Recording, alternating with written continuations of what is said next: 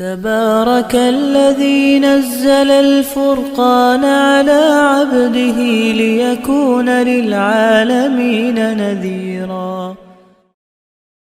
والذين يقولون ربنا هب لنا من ازواجنا وذرياتنا قرة اعين واجعلنا للمتقين اماما صدق اللہ العظیم۔ اللہ رب العزت نے ہم سب کو جو دنیا میں بے شمار نعمتیں عطا فرمائی ہیں، ان نعمتوں میں انسان اللہ رب العزت کے احکام کو پیش نظر رکھے تو وہی نعمتیں انسان کے لیے سکون اور خیر و برکت کا ذریعہ بن جاتی۔ چنانچہ اللہ رب العزت جب انسان کو اولاد کی نعمت دیتا ہے اور گھر بار کی نعمت دیتا ہے تو اس انسان کو ایک دعا سورہ فرقان میں اللہ تعالیٰ نے سکھائی، جو ابھی شروع میں پڑھی کہ وہ دعا ضرور مانگنی چاہیے۔ ربنا ہب لنا من ازواجنا وذریاتنا قرۃ اعین۔ جب اس کا ترجمہ عرض کروں گا تو ہر ایک کے دل سے آمین نکلے گی۔ ہر ایک گھر کی ضرورت ہے آج، جب ضرورت پڑے اس دعا کی تو سورہ فرقان کا بالکل آخری رکوع، اس میں چھوٹی سی دعا موجود ہے۔ میں نے عرض کیا جب اس کا ترجمہ عرض کروں گا تو ہر شخص کے دل سے آمین نکلتی ہے۔ ربنا ہب لنا من ازواجنا وذریاتنا قرۃ اعین، اے اللہ ہمیں اپنے گھر والوں سے، اپنی اولاد سے آنکھوں کی ٹھنڈک عطا فرما۔ اور جس شخص کو یہ نعمت نصیب ہو جائے اس کا گھر سکون کا ذریعہ، اس کی زندگی سکون والی بن جاتی ہے۔ لیکن ہم اگر کسی چیز سے ٹھنڈک حاصل کرنا چاہتے ہیں، وہ گھر میں رکھا ہوا ریفریجریٹر ہو یا آپ کے گھروں میں لگے ہوئے ایئر کنڈیشن ہو، تو ہم اس ریفریجریٹر کو اور اس ایئر کنڈیشن کو بنانے والے کے کہنے کے مطابق استعمال کرتے ہیں، پھر اس میں سے ٹھنڈی ہوا آتی ہے۔ اب کوئی بندہ لاکھوں روپیہ خرچ کر کے بہترین ایئر کنڈیشن گھر میں لا کے رکھ لے اور اس میں سے ٹھنڈی ہوا نہ آئے، بڑا کتنا پریشان ہوتا ہے بندہ۔ لاکھوں روپیہ خرچ کیا تھا، اتنا حبس کا موسم ہے، اس میں سے ٹھنڈی ہوا ہی نہیں آ رہی۔ اور وہ ڈیلر جس سے آپ نے لیا، دکاندار سے، اس سے جا کر یہ انسان فون کرتا ہے، اس میں ٹھنڈی ہوا ہی نہیں آ رہی۔ کہتا ہے اچھا میں کوئی ٹیکنیشین بھیجتا ہوں۔ وہ ٹیکنیشین آ کے دیکھتا ہے، اپنا سر پکڑ لیتا ہے، کہتا اللہ کے بندے ایئر کنڈیشن لے کر آ گئے، گھر میں لے آئے، اب اس کا تعلق اس طاقت سے جوڑیں جس طاقت سے تعلق جڑنے کے بعد یہ مشین چلتی ہے اور اسے ٹھنڈی ہوا آتی ہے، یعنی بجلی کی طاقت۔ اس اللہ کے بندے نے ایئر کنڈیشن کا سوئچ ہی نہیں لگایا، اس کے ساتھ پلر ہی نہیں لگایا، ایئر کنڈیشن گھر میں لا کے رکھ لیا۔ لیکن ہم بڑے سمجھدار ہیں الحمدللہ، ہم میں سے کوئی بھی ایسا نہیں کرتا۔ ہم سب سے پہلے اس کی وائرنگ بڑی اچھی کرواتے ہیں، پھر جناب اس کا سوئچ بڑا اچھا لگاتے ہیں، پھر اس کا تعلق جوڑتے ہیں، پھر مشین چلتی ہے، اس سے ٹھنڈی ہوا آتی ہے۔ ہم چاہتے ہیں ایئر کنڈیشن سے ٹھنڈی ہوا آئے، تو ہم ایئر کنڈیشن بنانے والے کے ایک ایک کہنے کے مطابق عمل کرتے ہیں۔ اور پتہ ہے ہم گھروں کے اندر اتنے حساس ہوتے ہیں ایئر کنڈیشن کے بارے میں کہ اگر کوئی بچہ دروازہ کھول دے تو ہم بڑے زور سے ڈانٹتے ہیں اس کو، اللہ کے بندے اے سی چل رہا ہے، دروازہ کھول دیا ہے۔ ہم یہ دروازوں کو، کھڑکیوں کو کیوں بند کرواتے ہیں گھروں کے اندر جب اے سی چل رہا ہو؟ تاکہ باہر کی تپش نہ آ جائے، ایئر کنڈیشن کی ٹھنڈک کم ہو جائے گی۔ اب یہ انسان دعا مانگے، اے اللہ مجھے گھر والوں سے، اولاد سے آنکھوں کی ٹھنڈک عطا فرما، یہ دعا مانگے، اور اپنا اور اپنی اولاد اور اپنے گھر والوں کا تعلق اس اللہ کی ذات کے ساتھ نہ جوڑے کہ جس سے تعلق جڑنے کے بعد ٹھنڈک آتی۔ اللہ سے تعلق جوڑنے کے دو طریقے بہت آسان، ایک پابندی سے 5 وقت نماز پڑھنا، ایک قرآن مجید کی تلاوت کرنا، کوئی مشکل کام نہیں۔ یہ انسان اپنے گھر والوں کا، اپنے بیوی بچوں کا تعلق اللہ سے جوڑ لے، پھر اس کے بعد دعا بھی مانگ لے، یا اللہ ٹھنڈی ہوا دے دے ان سے۔ دعا ضرور قبول ہوگی۔ پھر ہم ان بچوں کو پالیں، پرورش کریں، تو بھی اس بچے بنانے والے کے کہنے کے مطابق۔ باریک باریک بات کو دیکھیے گا۔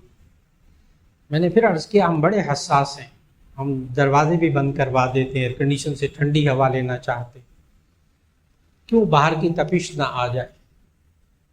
آج ہمیں اپنے گھر والوں سے اور اپنے گھر سے اور بچوں سے آنکھوں کی ٹھنڈک حاصل کرنے کے لیے گھر کے کچھ دروازے بند کرنے پڑیں گے جہاں سے جہنم کی تپش آتی۔ میں نے بڑے آرام سے چھوٹے چھوٹے جملے کہہ دیے۔ ہمیں گھر کے دروازے کھڑکیاں کچھ بند کرنی پڑیں گی جہاں سے جہنم کی تپش آتی، اور جہنم کی تپش آتی اللہ کی نافرمانی کرنے سے۔ اب دعا بھی مانگ رہے ہو، اے اللہ گھر والوں سے، اولاد سے آنکھوں کی ٹھنڈک عطا فرما، لیکن وہ جہاں سے تپش آ رہی ہے جہنم کی، اس دروازوں اور کھڑکیوں کو بند نہیں کر رہے، تو ایسی صورت میں ٹھنڈی ہوا، اللہ قادر ہے ٹھنڈی ہوا دے دے۔ اللہ توفیق دے تو بچوں کی پرورش اللہ اور اس کے رسول صلی اللہ علیہ وسلم کے حکم کے مطابق، جس کا ابتدائی مرحلہ گزشتہ ملاقات میں عرض کیا تھا، گزشتہ جمعے میں، کہ جب بچہ پیدا ہو تو اس کے دائیں کان میں اذان اور بائیں کان میں اقامت کہے۔ پھر اس کے بعد نبی صلی اللہ علیہ وسلم نے سکھایا کہ جب حضرت حسن حضرت حسین رضی اللہ تعالیٰ عنہما کی پیدائش ہوئی تو حضرت فاطمہ رضی اللہ تعالیٰ عنہ کو سکھایا نبی صلی اللہ علیہ وسلم نے۔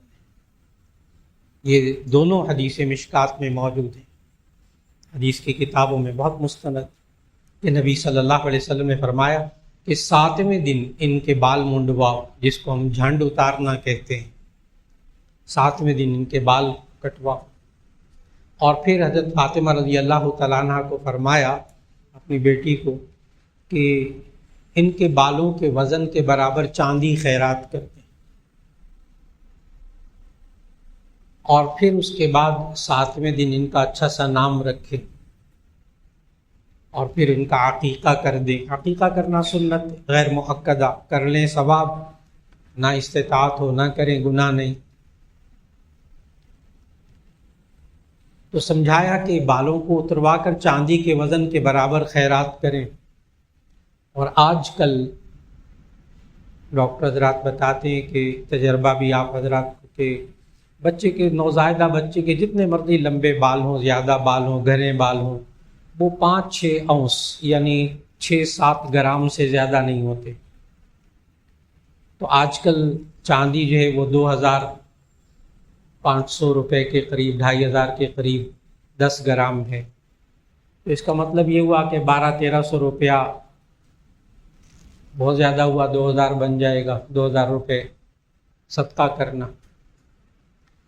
اور پھر اس کے بعد نبی صلی اللہ علیہ وسلم نے فرمایا کہ جب بچہ پیدا ہو تو اس کے بال اتروائے جائیں اور بالوں کے وزن کے برابر چاندی خیرات کی جائے۔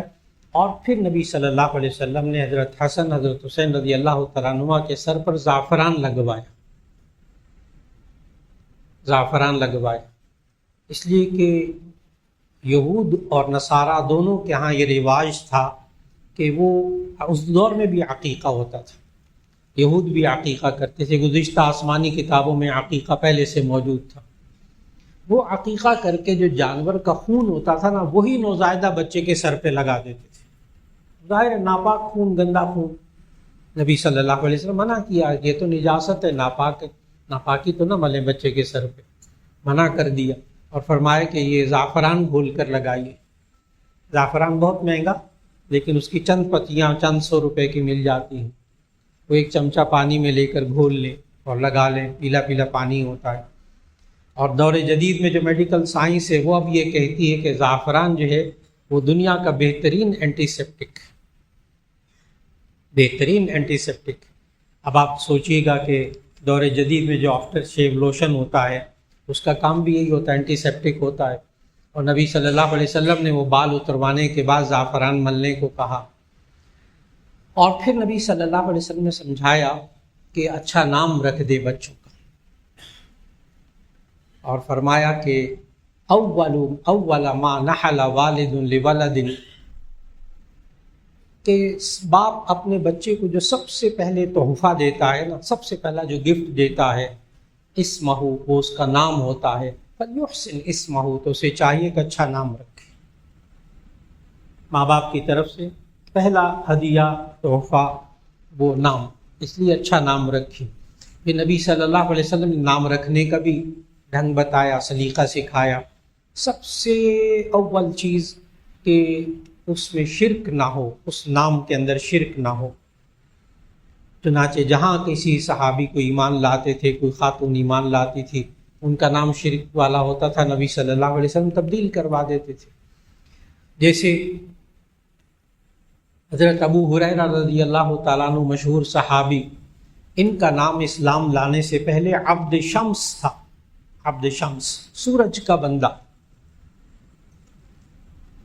اللہ کا بندہ ہوتا ہے نا، سورج کا بندہ تو نہیں، کھلا شرک۔ عبد شمس ان کا نام تھا، نبی صلی اللہ علیہ وسلم نے نام بدلا، سورج کا بندہ نہیں ہوتا۔ کہیں آپ کے ذہنوں میں یہ نہ آ جائے کہ بعض لوگوں کا نام شمس ہوتا ہے تو وہ اور نام ہوتا ہے، وہ ہوتا ہے شمس الحق، حق کا سورج، وہ ٹھیک۔ شمس الدین، دین کا سورج، وہ نام ٹھیک، اس کو لوگ شمس صاحب کہہ دیتے ہیں، شمس صاحب، وہ ٹھیک۔ لیکن عبد شمس، سورج کا بندہ، یہ شرکیہ نام۔ تو حضرت ابو ہریرہ رضی اللہ تعالیٰ عنہ کے شرکیہ نام تھا، نبی صلی اللہ علیہ وسلم اس کو تبدیل کروا دیا اور عبد الرحمن رکھا، حضرت ابو ہریرہ رضی اللہ تعالیٰ عنہ کا نام۔ اس طرح اور صحابہ کے بھی بعض شرکیہ نام تھے، تبدیل کروائے۔ تو ایک تو یہ کہ اس میں شرک نہ ہو، نمبر دو اس نام کے معنی، مطلب اس کا اچھا ہو، مفہوم اچھا ہو۔ جن ناموں کا مطلب اچھا نہیں ہوتا تھا ان ناموں کو بھی نبی صلی اللہ علیہ وسلم نے بدلوایا۔ جیسے ایک صحابی نے اسلام قبول کیا تو ان کا نام تھا مرہ، مرہ کا معنی ہوتا ہے کڑوا۔ نبی صلی اللہ علیہ وسلم نے فرمایا مومن کڑوا نہیں ہوتا، تو اس کا نام بدلوا دیا۔ ایک خاتون تھی، انہوں نے اسلام قبول کیا، ان کا نام تھا عاصیہ، عین الف صاد یہ ہے، عاصیہ ایک آسیہ ہوتا ہے، الف سین یہ ہے، وہ ٹھیک ہے، آرزو رکھنے والی، امید رکھنے والی، وہ ٹھیک ہے، الف سین یہ ہے، وہ ٹھیک ہے۔ عین الف صاد یہ ہے، اس کا معنی نافرمان عورت۔ نبی صلی اللہ علیہ وسلم نے فرمایا کہ مومن عورت جو ہے وہ تو نافرمان نہیں ہوتی، تو عاصیہ بدل کر نبی صلی اللہ علیہ وسلم کا نام جمیلہ رکھوایا تھا۔ جمیلہ کا معنی خوبصورت عورت، اچھا نام رکھوایا۔ دو باتیں ہو گئی، ایک اس میں شرکیہ نام نہ ہو، اور دوسرا یہ کہ اس کا مطلب اچھا ہو۔ اگر بالفرض مطلب 2 3 4 5 6 ایک نام کے مطلب ہوں، آپ نے ڈکشنری اٹھا کے دیکھی اور اس میں ایک مطلب بھی اگر اس کا اچھا ہونا تو آپ وہ نام رکھ سکتے ہیں۔ 5 6 7 8 مطلب اس کے لکھے ہوئے ڈکشنری میں۔ اس کی میں مثال دوں گا کہ نبی صلی اللہ علیہ وسلم کے داماد، اوپر تلے 2 بیٹیوں کے داماد حضرت عثمان غنی رضی اللہ تعالیٰ عنہ۔ اب عثمان کا مطلب اگر آپ ڈکشنری میں دیکھیں گے تو اس کے 8 مطلب لکھے ہیں، اور اس میں سے ایک مطلب اچھا ہے، باقی میں بتاؤں تو کوئی نام ہی نہ رکھے۔ عثمان کا بڑا عجیب، اژدہے کا بچہ، سانپ کا بچہ، یہ عثمان کا ترجمہ ہے، لیکن جو اس کا اچھا مطلب ہے وہ ہے خوبصورت قلم، خوبصورت پین، خوبصورت قلم۔ تو نبی صلی اللہ علیہ وسلم نے یہ نام نہیں بدلا۔ ایک نام کا مطلب بھی کئی مطالب میں سے، کئی معنی میں سے ایک معنی بھی اچھا ہو، وہ نام رکھا جا سکتا ہے، کوئی حرج نہیں۔ تیسری چیز نبی صلی اللہ علیہ وسلم نے سمجھائی کہ وہ غیر مسلموں کا نام نہ ہو، غیر مسلم اس سے نہ پہچانے جاتے، چاہے وہ کسی آسمانی کتاب میں کسی نبی کا نام ہو، اللہ کے نبی کا نام ہو گزشتہ آسمانی کتابوں کے اعتبار سے، اور وہ غیر مسلموں کی پہچان ہو، تو وہ نام بھی نہیں رکھنے کی اجازت اسلام میں۔ یہ آج کل بہت ہو رہا ہے، ہمارے نوجوان بچے بچیاں باہر ملکوں میں چلے جاتے ہیں، شادیاں ہو جاتی ہیں، وہاں بچے ہوتے ہیں، تو اپنے بچوں کے نام وہاں کے ماحول کے مطابق رکھنے کی کوشش کرتے ہیں، اور وہ کہتے ہیں یہ بھی تو نبی کا نام ہے۔ جیسے ابھی ایک دوست تو وہاں ان کے بچے ہوئے ان کے بیٹے کے ہاں، تو اس کا نام ڈیوڈ رکھا، ڈیوڈ۔ اب بائبل کی زبان میں ڈیوڈ داؤد علیہ السلام کو کہتے ہیں، وہ کہنے کہ یہ اللہ کے نبی کا نام ہے۔ میں نے کہا ہے تو صحیح، لیکن یہ عیسائیوں کی پہچان ہے، ڈیوڈ نہیں رکھ سکتے، داؤد رکھنا پڑے گا۔ کہنے کہ اسپیلنگ ملتے جلتے ہیں۔ میں نے کہا جو بھی ہو جائے، ڈیوڈ نہیں پکارنا آپ نے، یہ غیر مسلموں کی پہچان ہے۔ اسی طرح یوسف علیہ السلام، یوسف پیغمبر کا نام ہے، بالکل یوسف اپنے بچوں کا نام رکھیں، لیکن بائبل کی زبان میں اس کو جوزف لکھا جاتا ہے، یوسف علیہ السلام جوزف۔ اب کوئی بچے کا نام جوزف رکھے کہ جی بائبل میں آتا ہے، جائز نہیں ہوگا۔ سلیمان علیہ السلام بالکل ٹھیک نام، لیکن جب آپ اس کو بائبل میں پڑھتے ہیں تو وہاں پڑھیں گے سولومن، سالومن، جائز نہیں ہوگا رکھنا۔ اسحاق علیہ السلام، اب اسحاق نام رکھ سکتے ہیں، بالکل ٹھیک، لیکن بائبل کی زبان میں اس کو آئزک کہتے ہیں، آئزک، اسحاق۔ اب آئزک کہنا درست نہیں ہوگا۔ یہ جتنے نام باہر ملکوں میں رکھے جاتے ہیں، اگرچہ وہ انبیاء کے نام ہوں گزشتہ آسمانی کتابوں کے اعتبار سے، اور وہ یہود و نصارہ وہ نام رکھتے ہیں، وہ نام رکھنا جائز نہیں۔ تو تین باتیں ہو گئی، ایک اس میں شرک نہ ہو، ایک اس میں مطلب اس کا اچھا ہو، نمبر 3 وہ غیر مسلموں کا نام نہ ہو، غیر مسلموں کی پہچان نہ ہو اس نام سے، چاہے وہ کسی زبان کا ہو۔ یہ اسلام میں کوئی پابندی نہیں ہے کہ وہ عربی کا نام ہو، آپ عربی میں رکھ سکتے ہیں، آپ فارسی میں رکھ سکتے ہیں، آپ اردو میں نام رکھ سکتے ہیں، آپ سرائیکی زبان میں نام رکھ سکتے ہیں، پنجابی میں نام رکھ سکتے ہیں۔ اس کی میں مثال دیتا ہوں، جیسے مثال کے طور پر عطا اللہ عربی نام ہے، عطا اللہ، اس کا آپ جب پنجابی میں ترجمہ کریں گے وہ ہوگا اللہ دیتا، عطا اللہ کا پنجابی میں ترجمہ اللہ دیتا، بالکل ٹھیک، عطا اللہ بھی نام رکھ سکتے ہیں۔ آپ سرائیکی میں اس کا نام رکھنا چاہیں عطا اللہ کا ترجمہ تو اللہ ڈیوایا، اللہ ڈیوایا سرائیکی زبان میں، ٹھیک ہے، بالکل نام ٹھیک ہے، آپ سرائیکی میں نام رکھ لیجیے، عربی میں رکھ لیں، اردو میں رکھ لیں، کسی اور زبان میں رکھ لیں، لیکن اس کا مطلب اچھا ہو، مطلب درست ہو، جائز۔ خود یوسف یہ نام عربی نام نہیں ہے، قرآن مجید میں آیا، حضرت یعقوب علیہ السلام نے اپنے بیٹے کا نام یوسف رکھا۔ یوسف کا معنی ہوتا ہے مزید اور زیادہ، اور زیادہ۔ یعقوب علیہ السلام نے سب سے پہلے اپنے بیٹے کا نام یوسف رکھا، یعنی اللہ اور زیادہ اولاد دے، مزید کا معنی اور زیادہ۔ چنانچہ جو اپنے بچے کا نام یوسف رکھ دے تو اللہ تعالیٰ اس کو اور اولاد دیتا ہے۔ یوسف کے اور بھائی بھی ہوتے ہیں، بہنیں ہوتی ہیں، یہ اللہ کا نظام ہے کہ آپ نے نام رکھا۔ ناموں کا کیا اثر ہوتا ہے تو اس کا جواب بہت آسان سا ہے، اگر مطلب آتا ہو تو یقیناً اثر ہوگا۔ اگر کسی برا نام ہو اور اس کا مطلب بھی سب کو پتہ ہو، وہ کسی بندے کا رکھ دیا جائے تو اس پر ظاہر ہے اس کا اثر ہوگا۔ لیکن یہ کہنا کہ جناب کوئی حساب کتاب لگا کے، ذائچہ لگا کر، کوئی علم ابجد جو نمبرنگ کا علم ہوتا ہے اس کے ذریعے ماں کا نام، باپ کا نام، وقت اور دن، ان سب کا حساب لگا کر کوئی نام نکال کے ہمیں بتائیں، یہ سب باتیں انسانی ذہن کی پیداوار ہیں، اس کا وحی سے تعلق نہیں ہے۔ حساب کتاب لگانے کی کوئی ضرورت نہیں، یہ شرعی چیز نہیں ہے، اس پر ایمان یقین بھی نہیں رکھنا چاہیے، بس مطلب اچھا ہو اس کا، شرکیہ نام نہ ہو۔ اور پھر اس کے ساتھ صحابہ کرام، صحابیات کے ناموں پر اب کتابیں موجود ہیں ماشاءاللہ، تو وہاں ان کتابوں میں سے نام رکھا جا سکتا ہے۔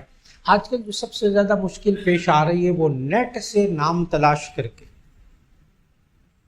اب نیٹ پہ لکھا ہوتا ہے یہ جنت کی حور کا نام ہے، یہ جنت کے دروازے کا نام ہے، یہ فلاں کا نام ہے، نیٹ کے اوپر بے تحاشا پڑا ہوا ہے مواد، لیکن حقیقت یہ ہے کہ اس کا تعلق ڈکشنری سے نہیں ہوتا، اس کو کوئی مستند چیز نہیں ہوتی، اس لیے نیٹ پہ دیکھ بھی لیا جائے۔ اور بعض لوگ ہوتے ہیں، اور اچھا مزاج ہے یہ، بہت سے نوجوان شادی شدہ جوڑے ہیں، جب اپنے بچوں کا نام رکھنا چاہتے ہیں تو ایک منفرد نام رکھنا چاہتے ہیں، کہ نام ایک تشخص ہے نا، ایک شخصیت کی پہچان ہے تو کم از کم ہمارے خاندان میں وہ نام نہیں ہونا چاہیے. یہ ایک سوچ ہے، بہت اچھی سوچ ہے، بہت اچھی سوچ ہے کہ خاندان میں وہ نام نہ ہو، ایسا نام رکھا جائے.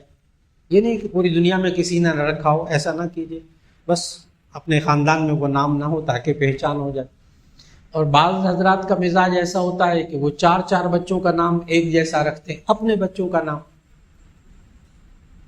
جیسے فیصل آباد میں بہت بڑے بزرگ گزرے، مفتی زین العابدین صاحب رحمۃ اللہ علیہ، تو ان کے 4 بچے ہوئے، انہوں نے چاروں کا نام یوسف رکھا. ان کو یوسف نام اتنا پسند تھا. تو ان میں سے 1-2 ابھی بھی زندہ ہیں، باقی تو انتقال کر کے بچے.